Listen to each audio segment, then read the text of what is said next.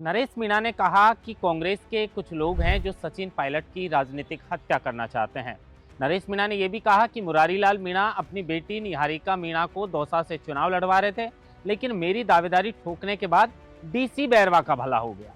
हरीशचंद्र मीणा और मुरारीलाल मीणा पर सीधे आरोप जो है वो नरेश मीणा कहीं न कहीं लगा रहे हैं, लेकिन क्या प्रहलाद गुंजल से नरेश मीणा की नाराजगी चल रही है? एक निजी चैनल को इंटरव्यू देते वक्त प्रहलाद गुंजल ने कहा कि नरेश मीणा जो भी कर रहे हैं मेरी शुभकामनाएं, लेकिन जन क्रांति यात्रा को लेकर उनका क्या प्लान है वो तो नरेश मीणा ही जाने।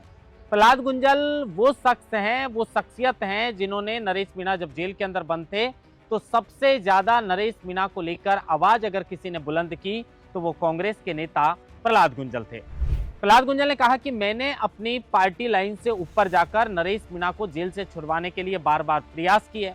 कहीं ना कहीं ये दर्द शायद प्रहलाद गुंजल का छलक रहा है, क्योंकि सबसे मजबूत जो नरेश मीणा के साथ खड़े रहते थे वो प्रहलाद गुंजल थे, और अब जेल से बाहर आने के बाद क्या नरेश मीणा को ऐसे लग रहा है कि अब तो मैं काफी लोकप्रिय हो चुका हूं, क्या मुझे अब प्रहलाद गुंजल की जरूरत नहीं है? जिस तरीके से प्रहलाद गुंजल ने ऐसा कहा है उससे ऐसे लग रहा है कि शायद दोनों नेताओं के बीच ठीक से तालमेल नहीं बैठ पा रहे हैं। हमेशा से प्रहलाद गुंजल नरेश मीणा की मदद करते आए थे, और जेल के अंदर भी जब नरेश मीणा थे उस वक्त भी प्रहलाद गुंजल ने, जैसा मैंने बताया, कि नरेश मीणा के लिए हमेशा सीएम भजनलाल से उनकी रिहाई की मांग की थी। इस पर भी बातचीत करेंगे, लेकिन पिछली खबर में मैंने कहा कि क्या नरेश मीणा बीजेपी का दामन थाम सकते हैं? अब आप एक बात बताइए, नरेश मीणा ये कह रहे हैं कि भाई कांग्रेस के अंदर प्रमोद जैन भाया की राजनीति तो मैं खत्म करके रहूंगा, उनको तो किसी भी सूरत में चुनाव नहीं जीतने दूंगा। गोविंद सिंह डोटासरा जो कांग्रेस के प्रदेश अध्यक्ष हैं, उनसे कह रहे हैं कि आप खुले मन से जो है वो कहीं ना कहीं एसपी को चेतावनी दे रहे हैं कि आप भाया को गिरफ्तार करके बताइए। अब मैंने पिछली खबर में भी कहा था कि अगर किसी ने गुनाह किया है तो पुलिस उसकी गिरबान तक तो पहुंच ही जाएगी। गोविंद सिंह डोटासरा से जिस तरीके से प्रमोद जैन भाया को लेकर नरेश मीणा ने बात कही है, उससे ऐसे लग रहा है कि जब कांग्रेस के मुखिया से नरेश मीणा इस तरह की बात कर रहे हैं तो क्या कांग्रेस के दरवाजे नरेश मीणा के लिए बंद हो गए? थर्ड मोर्चे की बात जब नरेश मीणा से पूछी गई तो उन्होंने कहा कि राजस्थान में थर्ड मोर्चा जो है वो कभी भी कामयाब नहीं हो पाया।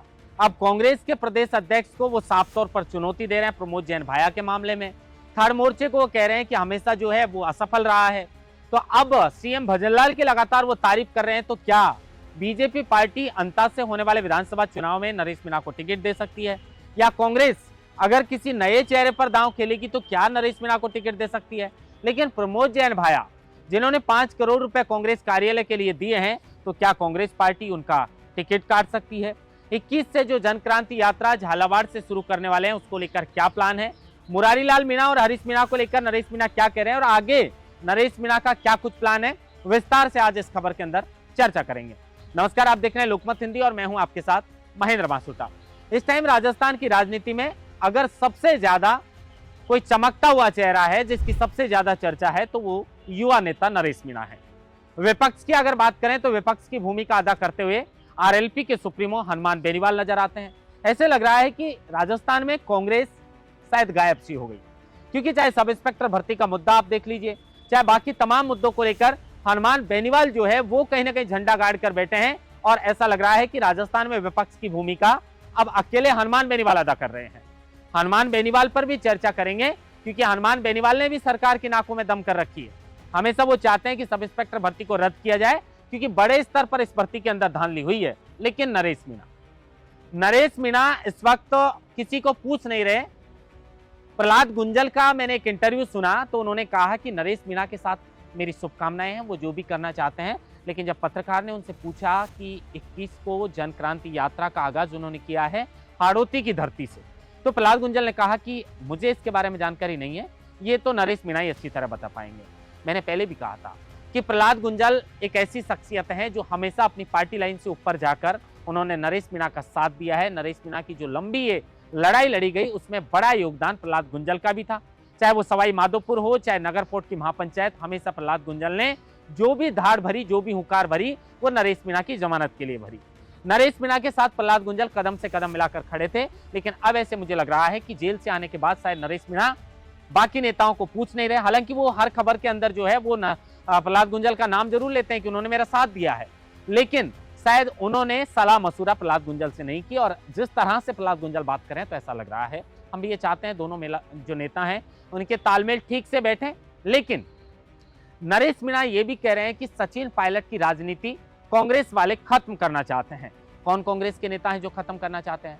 नरेश मीणा ये भी कह रहे हैं कि जो मुख्यमंत्री भजनलाल शर्मा हैं उनकी राजनीति, उनके मुख्यमंत्री पद को छीनना चाहते हैं लोकसभा अध्यक्ष ओम बिरला।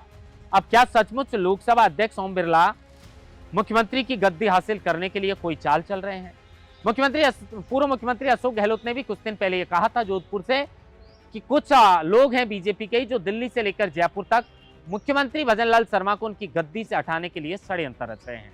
लेकिन अब जिस तरीके से नरेश मीणा लगातार सक्रिय नजर आ रहे हैं और एक बड़ा जन सैलाब उनके साथ उमड़ रहा है, और जिस तरीके से नरेश मीणा के साथ पहले यूआई जो है वो जुड़े हुए थे, लेकिन अब भारी संख्या में महिलाओं या बच्चे हों या बुजुर्ग, नरेश मीणा जिस तरीके से लोकप्रिय हुए हैं, एक बड़ा काफिला उनके साथ चलने लगा है, एक बड़ा जो है वो हुजूम नरेश मीणा के साथ उमड़ने लगा है। और 21 को जिस तरीके से नरेश मीणा यात्रा, जो जनक्रांति यात्रा निकालने वाले हैं हाड़ौती कामखेड़ा बालाजी के मंदिर से, जो झालावाड़ से, उसको लेकर भी जो है वो ऐसा कयास लगाया जा रहा है कि नरेश मीणा के साथ हजारों की संख्या में समर्थक जुटने वाले हैं।